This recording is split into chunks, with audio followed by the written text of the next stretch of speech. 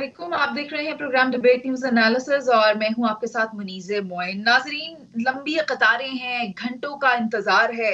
पंजाब हो, खैबर पख्तूनख्वा हो, कश्मीर हो, हर जगह आटे का बहरान पैदा हुआ है। अवाम रुल चुके हैं सस्ते आटे के लिए, मगर आटा दस्तयाब नहीं है। सिंध में अगर देखा जाए तो वहां पर भी महंगाई है। महंगाई सिर्फ आटे ही की मद में हमें देखने में नहीं आ रही, रोटी की कीमतों में ही सिर्फ इजाफा नहीं हो रहा, बल्कि इस महंगाई के साथ साथ दीगर अशिया जरूरिया भी महंगी हो गई हैं और जो अवाम है वो खासी परेशान दिखाई दे रही है और सवालिया निशान हर जगह पैदा हो गया है। पैनल में मेरे साथ मौजूद हैं पीजे मीर सर, इफ्तिखार अहमद साहब, नवीद चौधरी साहब और जावेद इकबाल साहब, जिनसे आज सबसे पहले इस मौजू पर मैं सवाल करना चाहूंगी। तो इफ्तिखार साहब, मैं समझती हूँ कि आप इस बारे में ज्यादा बेहतर तरीके से मुझे बता सकते हैं कि क्या सूबाई हुकूमतों की नाअहली की वजह से आटे का जो बहरान है वो पैदा हो गया है? क्या उनको जिम्मेदार ठहराया जाए फिर इस सिलसिले में?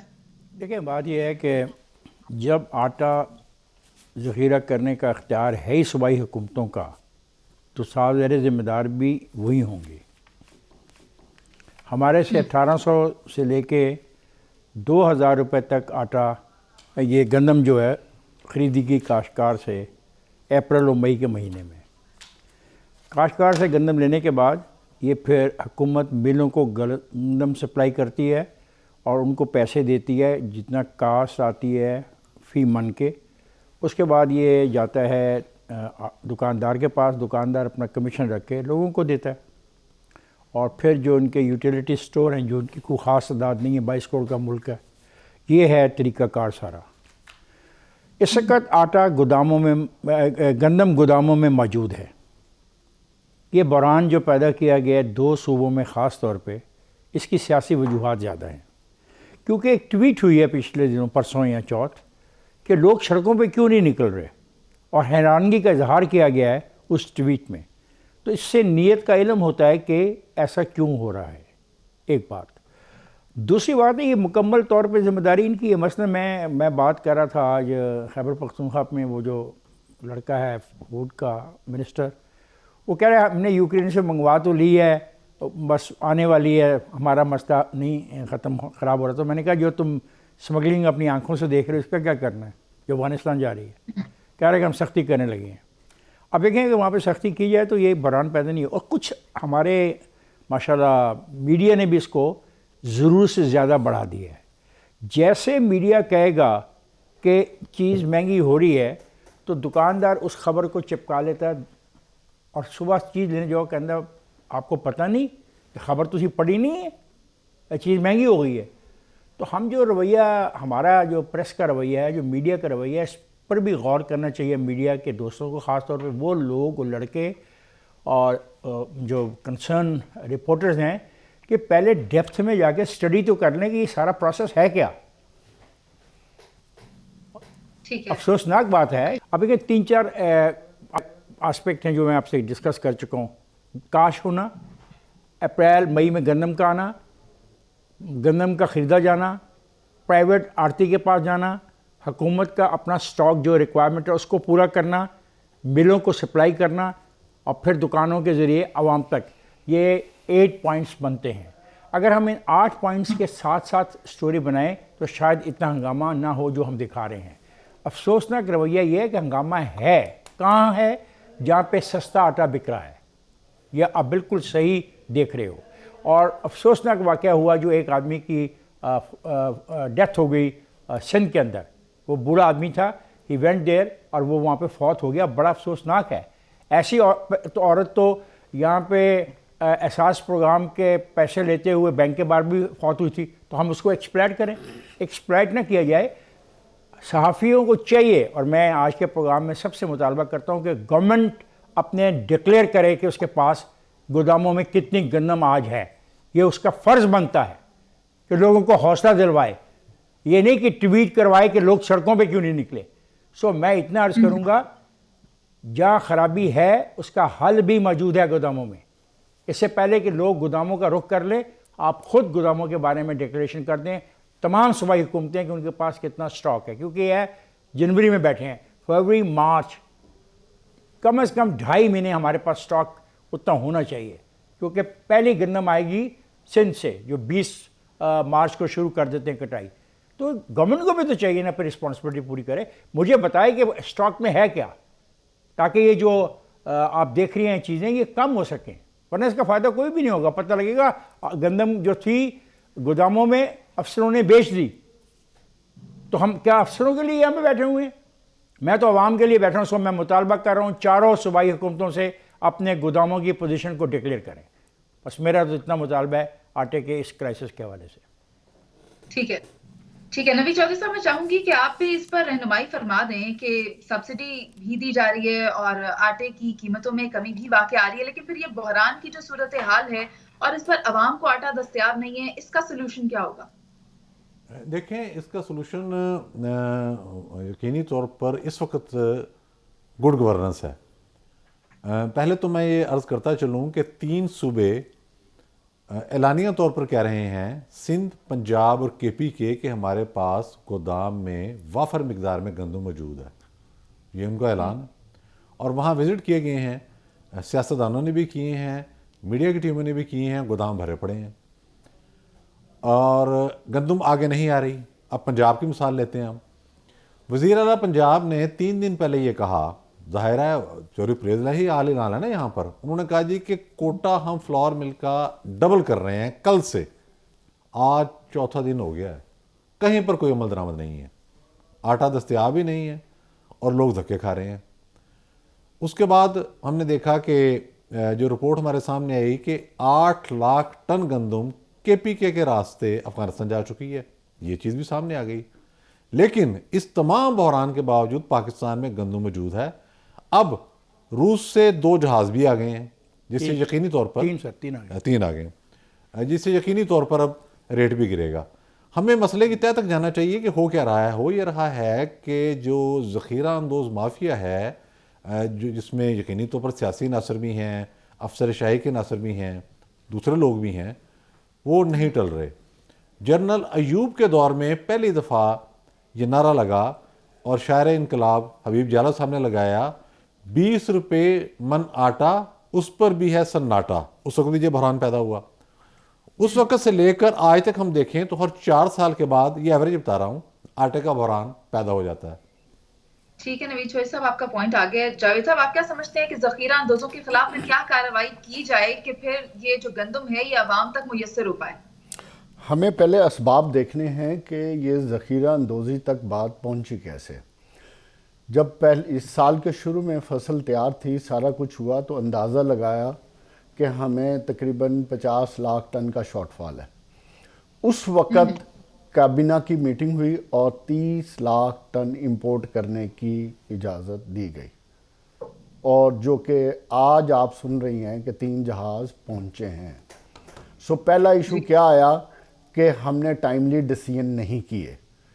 دوسری بات کیا ہوئی کہ حمزہ شہباز شریف نے ایز اے چیف منسٹر کیا کیا کہ انہوں نے جو مئی کے اندر جس ٹائم پہ آپ لوکل مارکیٹ میں بھی آٹا گندم اویلیبل ہوتی ہے, انہوں نے ڈبل کوٹا ریلیز کرنا شروع کر دیا. اچھا, اس کا رزلٹ کیا آیا کہ جو لوکل مارکیٹ کا تھا انہوں نے روک لیا, اور جس کی طرف اب آپ اشارہ کر رہی ہیں کہ مسائل کھڑا ہونا شروع ہو گئے. یہ وہ 2 ایشو ہوئے جس کی وجہ سے مسائل کھڑے. اب تیسرا کیا شروع ہوا؟ تیسرا ہوا lack of coordination between the صوبوں کی اور فیڈرل گورنمنٹ کی. فیڈرل گورنمنٹ کہتی ہے 18th امینڈمنٹ کے تحت یہ صوبوں کی رسپانسبلٹی ہے, جو ہم اپنا شیئر ہے ابھی نہیں ریلیز کریں گے. اب یہ ہیں وہ گمبھیر مسائل جس کی وجہ سے آج ایک عام آدمی تکلیف سے گزر رہا ہے. کیوں کہ ان کو احساس ہی نہیں ہے. ایک کو حکومت بچانے کی فکر پڑی ہے اور فیڈرل گورنمنٹ کو عمران فوبیا کھایا جا رہا ہے. تو اس لیے ان کا عوام کے ساتھ کوئی کنیکشن دونوں کا نہیں بن رہا. اور چوتھی امپورٹنٹ چیز جس پہ جو سب سے تکلیف دہ ہے کہ لانگ ٹرم میں آج میرے ملک کی پر ییلڈ ایکڑ جو گندم آ رہی ہے وہ 29 ٹن آ رہی ہے, جبکہ پوری دنیا میں 60 ٹن 70 ٹن جا رہی ہے. کیا ہم اپاہج ہیں, لولے ہیں, لنگڑے ہیں, ہمارے دماغ کام نہیں کرتے؟ کیا ہماری جو پولیٹیکل فورسز ہیں انہوں نے صرف اقتدار میں آنا ہے اپنے مزے لوٹنے کے لیے؟ انہوں نے ریسرچ اینڈ ڈیولپمنٹ کو تیز نہیں کرنا تھا. کہ 29 ٹن سے ہم کیوں نہیں 50 پہ ٹک گئے.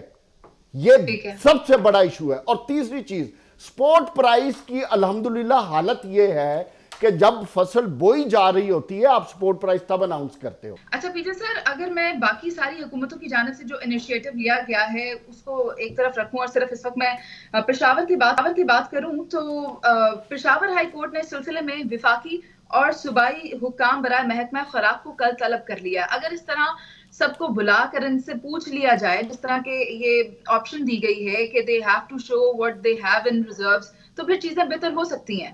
آپ اس اقدام کو کیسا دیکھ رہے ہیں؟ آپ نے سوال بھی کر دیا, جواب بھی دے دیا, بالکل صحیح آپ نے کہا.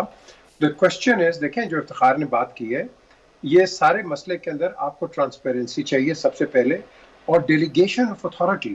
پاکستان میں کسی ادارے میں چلے جائے apart from the arm forces, آپ کے پاس ڈیلیگیشن آف اتھارٹی کہیں بھی نہیں ہے. اور یہی وجہ ہے کہ ہم ڈیولپ نہیں کرتے, ہم سیٹ کی طرف دیکھتے ہیں, ہم اپنے دماغوں کو استعمال نہیں کرتے. وہ یس کرتا ہے, ہم یس کرتے ہیں, اور یہی وجہ ہے کہ ہم آگے بڑھتے نہیں ہیں. میں آپ کو بتاتا ہوں کہ جب تک اکاؤنٹیبلٹی نہیں ہوگی, اور اکاؤنٹیبلٹی کس کی, جو آپ نے اہلکار لگائے ہیں, جو آفیشلز آپ نے لگائے ہیں, یہ ان کا کام ہے. ہمارے ملکوں کے اندر, ایشین ملکوں کے اندر, آپ کا وزیر اعظم اور منسٹرز جو ہوتے ہیں وہ جا کے ایڈ ہاک سولوشنز دیتے ہیں. اور بھائی, they are not capable, they are not qualified to do it. جن لوگوں کو آپ نے اپوائنٹ کیا ہوا ہے particularly in the food department, آپ ان سے پوچھیں, ان کو ڈیلیگیشن آف اتھارٹی دیں اور ان سے سوال جواب کریں. ہم وہ نہیں کرتے. ہم بات کرتے ہیں ہاں جی یہ ہو گیا, اس نے یہ کر دیا. کوئی اس لیے کیا کیونکہ لوگ ڈرتے ہیں.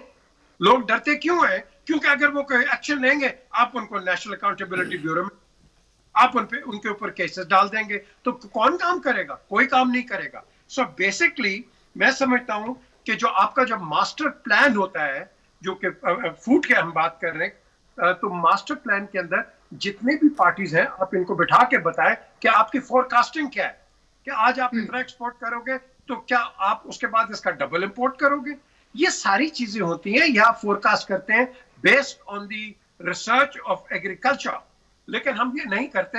ہماری تھنکنگ وہ یہ ہے کہ کبھی ہم نواز شریف کو انوالو کر دیتے ہیں, کبھی عمران کو, کبھی زرداری کو, کبھی کسی کو. اور بھائی ان کو آپ دور رکھو, آپ اپنے اداروں تک محدود رہو. ہر چیز آپ نے اپنے لیڈرز کو آپ کرٹیسائز کر دیتے ہو. And this is the reason we don't have respect of our leadership, اور political leadership in any part of the country. وہ ایک دن سلوٹ مارتے ہیں اہلکار اور دوسرے دن اس کو ہتھکڑی لگا دیتا ہے. یہ تو ہمارا المیہ ہوا ہے. سو میں سمجھتا ہوں کہ آپ ڈیلیگیشن آف اتھارٹی اب دیتے ہو, اس آدمی کو امپاور کرو کہ بیٹا اگر تم نے کام نہیں کیا you will be held responsible. اور یہ افتخار نے جو بات کی ہے, یہ بتائیں نا سارے اپنے یہ پروونس والے کہ بھائی تمہارے پاس کتنا ہے. یہ کس نے کرنا ہے؟ پرائم منسٹر نے کرنا ہے, گورنر نے کرنا ہے, چیف منسٹر نے کرنا ہے؟ نو, اس ڈپارٹمنٹ نے کرنا ہے. And he will give the report to the chief minister who will put it in the provincial assembly, and then that is how وہ کہتے ہیں نا رول آف بزنس آپ کی چلتی ہے. انفارچونیٹلی اس کو ہم فالو نہیں کرتے. ہم ایک بے بنیادی unnecessary ڈسکشن پہ لگے رہتے ہیں. فوڈ سیکیورٹی کی ایک باقاعدہ منسٹری ہے, اس کے پاس یہ تمام ذخائر کا ڈیٹا موجود ہوتا ہے, جس میں چینی بھی شامل ہے, آٹا بھی شامل ہے, اور یہ چیزیں وغیرہ. ٹھیک ہے, سب کا پوائنٹ آف ویو آ گیا ہے, and I totally agree with it. سیاسی گہما گہمی تو جو جاری ہے اس کو جاری رہنا ہی چاہیے, لیکن اس میں عوامی خدمت کو کسی بھی طور پر نظر انداز نہیں کیا جانا چاہیے, اور اگر اس پر توجہ مرکوز کر دی جائے تو بیسک نیڈز کو پورا کیا جا سکتا ہے. ابھی ہم چلتے ہیں ایک بریک پر, جس کے بعد واپس آئیں گے اور کریں گے بات کہ کیا عمران خان نے بھی کر دیا ہے پرویز الہی پر عدم اعتماد کا اظہار. ساتھ رہیے.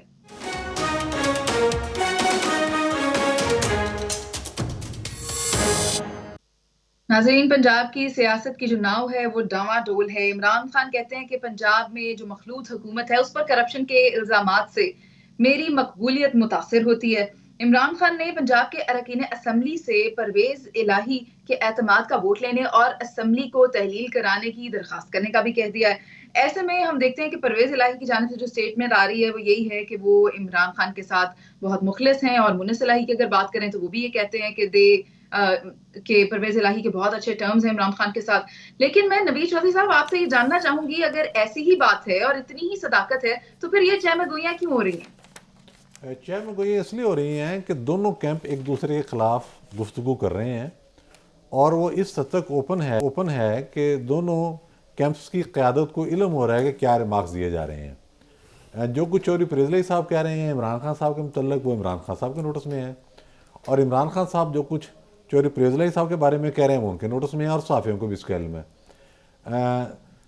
یقینی طور پر کل بلکہ آج ایک موقع جریدے میں جو ایک رپورٹ شائع ہوئی ہے جس میں کہا گیا ہے کہ پریزلئی صاحب کی مبینہ کرپشن، مبینہ انہوں نے تو نہیں کہا عمران خان صاحب نے، لیکن میں کہہ رہا ہوں کہ ان کی کرپشن کی وجہ سے میں بدنام ہو رہا ہوں، لیکن یہ ایسے ہی ایک کلیم ایکسکیوز ہے۔ بات یہ ہے کہ وہ پریزلئی صاحب تو کھلے عام کہہ رہے ہیں کہ جب وزار کی کرپشن کی وجہ سے ہم ڈوبے ہوئے ہیں، اگر اس نے ڈھنگا کام کیا ہوتا تو آج ہم اس بحران کا شکار نہ ہوتے، تو ایک دوسرے پہ الزامات لگا رہے ہیں۔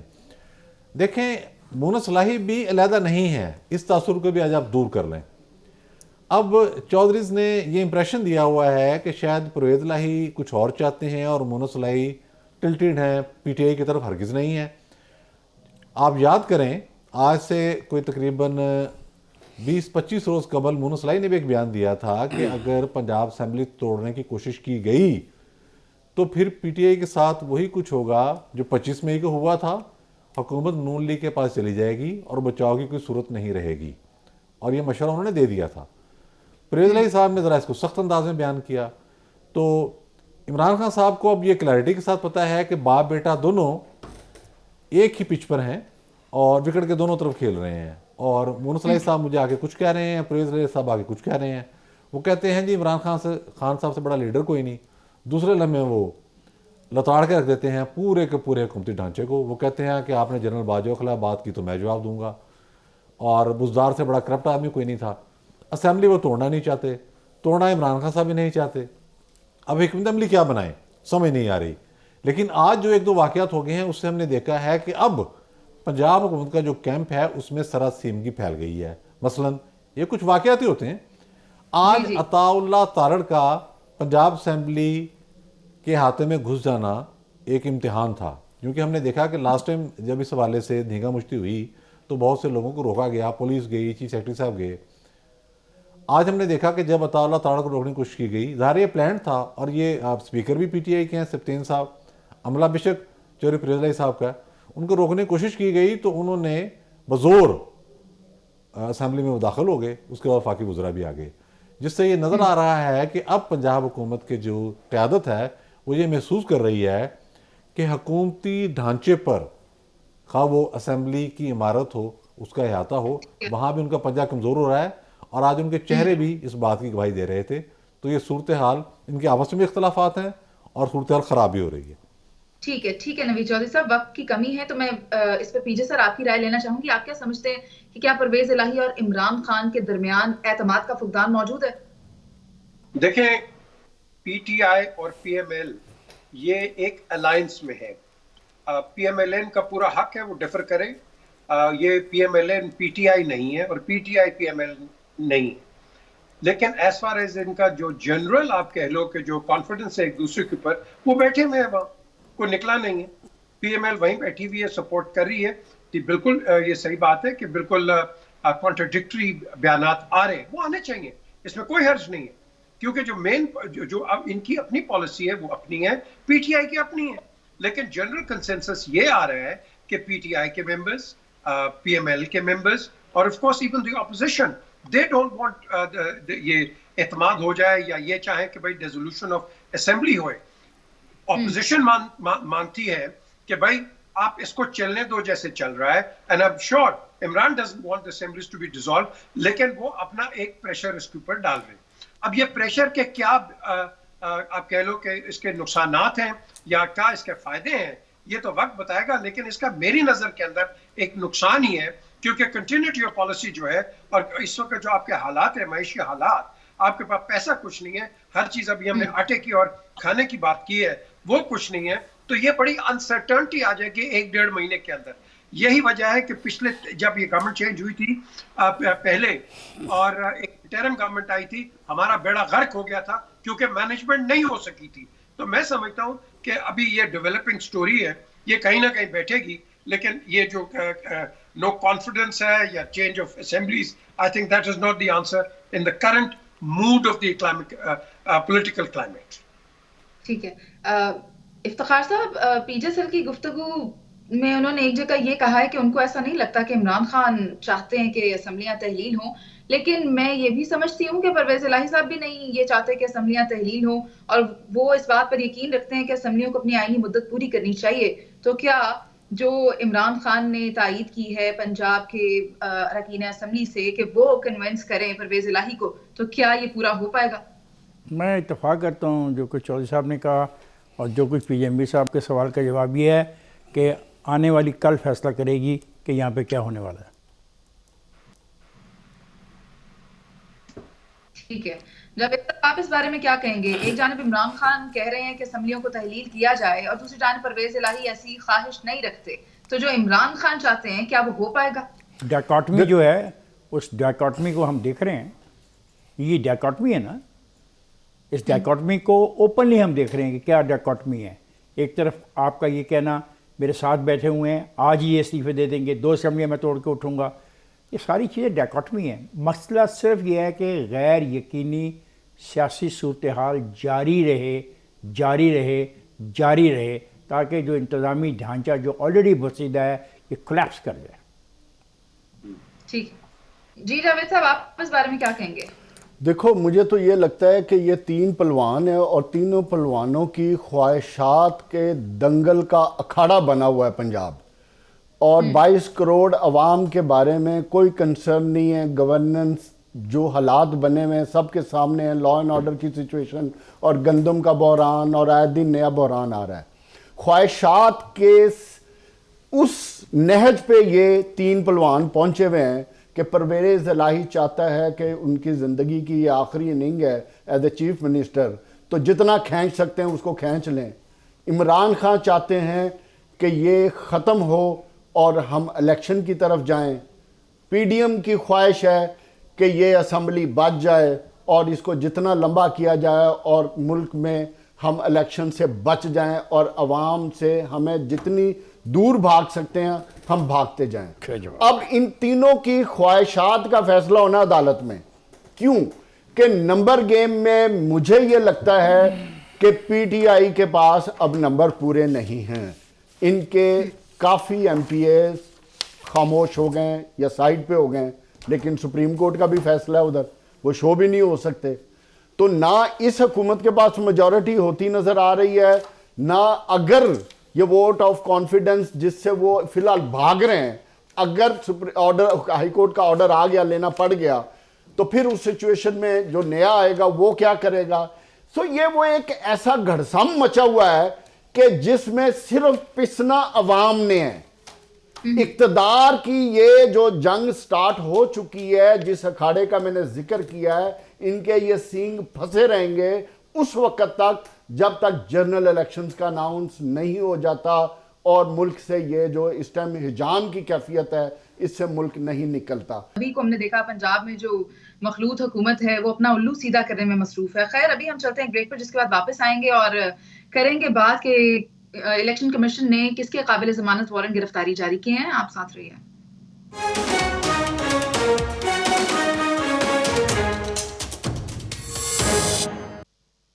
Welcome back. Election commission of Pakistan نے توہین عدالت کیس میں عمران خان، اسد عمر اور فواز چودھری کے قابل ضمانت وارنٹ گرفتاری جاری کیے ہیں. اور اگر میں پی ٹی آئی کی قیادت کی بات کروں بالخصوص فواز چودھری کی، تو وہ یہ کہتے ہیں کہ اس فیصلے کو ہائی کورٹ کے فیصلے کی توہین سمجھا جائے گا. میں آپ سے نوید چودھری صاحب یہ جاننا چاہتی ہوں کہ توہین الیکشن کمیشن کیس جو ہے کیا تحریک انصاف کی قیادت کے لیے خطرہ ہو سکتا ہے؟ جی بالکل. بنیادی چیز اس میں سمجھنے کی یہ ہے کہ الیکشن کمیشن آف پاکستان ایک آئینی ادارہ ہے، اور ایسا آئینی ادارہ جس سے عدالتی اختیارات بھی تفویض کیے گئے ہیں کانسٹیٹیوشن آف پاکستان کے تحت. اور یہ بھی ڈیبیٹ ہے جو بھی تک ہے کہ الیکشن کمیشن آف پاکستان کی جانب سے کیے والے فیصلے کو اس حوالے سے جو آئینی اختیارات حاصل ہیں، آیا ہائی کورٹ میں چیلنج جا سکتا ہے یا سیدھا سپریم کورٹ میں جانا پڑے گا؟ اس میں ڈیبیٹ ہوتی رہتی ہے. لیکن پاکستان میں پچھلے چند سالوں سے ہم نے دیکھا ہے کہ بہت ساری چیزیں عدالتی محاذ پر بھی عجیب و غریب ہو رہی ہیں. کچھ انکوائریاں ہوتی ہیں تو وہ پہلے ہی کہہ دیتے ہیں کہ جی ابھی انکوائری کی سٹیج پر ہی حکم امتناع جاری کر دیتے ہیں. تو یہ اب توہین عدالت کا کیس اس حد تک واضح ہے کہ اس میں شواہد بھی موجود ہیں، اس میں گواہ بھی موجود ہیں, اس میں ہر طرح کی فرانزک ایویڈنس بھی موجود ہے کہ چیف الیکشن کمشنر کی ذات کو متنازع بنانے کے لیے بلکہ میں اگر کہوں ابیوز تک کیا گیا ان کو, اور کوئی کسر اس میں باقی نہیں چھوڑی گئی, اور ریپیٹڈلی ہوا ہے. جب نوٹس جاری کیے گئے, کیونکہ کرائم کی بھی ایک, جس طرح اعظم سماعتی کے کیس میں آپ نے دیکھا کہ اس دفعہ ان کی بیل ہونے میں تاخیر, اور وہ بھی ہیومن گراؤنڈز پر ہوئی ہے. جب ڈیٹیل ججمنٹ آئی آپ کو پتہ لگا ہیومن گراؤنڈ پر ہوئی ہے. وہ اس لیے تاخیر ہوئی کہ ایک جرم اس پر آپ کو نوٹس آ گیا, آپ نے اس کو ریپیٹ کر دیا. اس کا مطلب یہ ہے بات ماننے کو آپ تیار نہیں ہیں. تو توہین عدالت کا یہ case election commission of Pakistan کے پاس جو موجود ہے, اس کے پاس پورے اختیارات ہیں. اس کے تحت پہلے بھی آپ کو پتا ہے کہ عمران خان صاحب کو جو نہلی ہے توشہ خانہ کیس میں, وہ الیکشن کمیشن آف پاکستان سے ہی ہوئی ہے. اب یہ توہین کا کیس ہے, اور اس پر پورا اختیار ہے الیکشن کمیشن آف پاکستان کو کہ وہ سزا سنائے. آج جو واقعہ ہوا ہے یہ اس والے سے اہم ہے کہ اس سے پہلے ہم نے دیکھا تھا کہ مختلف عدالتوں میں بشمول election commission of Pakistan Imran Khan صاحب پیش ہی نہیں ہوتے تھے, ان کے وکیل ہی نہیں جاتے تھے, طریقے لی جاتی تھیں. زخمی ہونے کا عذر, مصروفیت کا عذر, کوئی اور معاملہ, کوئی الیکشن کمپین میں مصروف ہونے کا عذر. اب وہ عدالتوں نے یا اداروں نے اس کو تسلیم کرنے سے انکار کر دیا ہے. اس فیصلے کے اثرات اب آپ کو مختلف ہائی کورٹس اور سپریم کورٹ آف پاکستان میں بھی نظر آئیں گے. مجھے نظر آ رہا ہے کہ باقاعدہ جو عدالتیں ہیں وہ بھی اب بہت زیادہ مارجن نہیں دیں گی, مقدمات اب چلیں گے. ٹھیک ہے نوید صاحب, میں افتخار صاحب آپ کی رائے لینا چاہوں گی. فواد چودھری یہ کہتے ہیں کہ یہ جو فیصلہ آیا ہے یہ ہائی کورٹ کے فیصلے کی توہین ہے. یہ اس طرح کی سٹیٹمنٹ کس طرح سے سامنے آ رہی ہے؟ پہلی بات ہے کہ فواد چودھری کے خلاف خود اس میں ان کو طلب کیا گیا, تو وہ تو جو مرضی کہیں ان کی بات کو میں نہیں کوئی اہمیت دیتا. ایک دوسرا ہے کہ اگر الیکشن کمیشن آف پاکستان ایک عدالت کا درجہ رکھتی ہے کانسٹیٹیوشنلی, اور اس کی توہین برداشت کرنی ہے, تو پھر باقی تمام عدالتیں اپنی توہین کو برداشت کرنے کے لیے تیار رہیں. 2 نمبر 3 یہ ہے کہ کہیں پہ یہ ان کو پابند نہیں کیا گیا کہ وہ فیصلہ نہیں کریں گے. ابھی ہم نے اس معاملے کو ڈسکس کیا ہے, فیصلہ ہوگا, کیونکہ یہ تو نہیں ہو سکتا کہ ان لمیٹڈ ٹائم کے لیے آپ چیزوں کو ڈیلے کرتے رہیں. یہ جو غیر یقینی صورتحال پیدا کرنی, جس کو ہمارے دوست کہتے ہیں کہ غیر یقینی صورتحال اس لیے پیدا کی جا رہی ہے کہ وہ الیکشن جلدی مانگ رہے ہیں.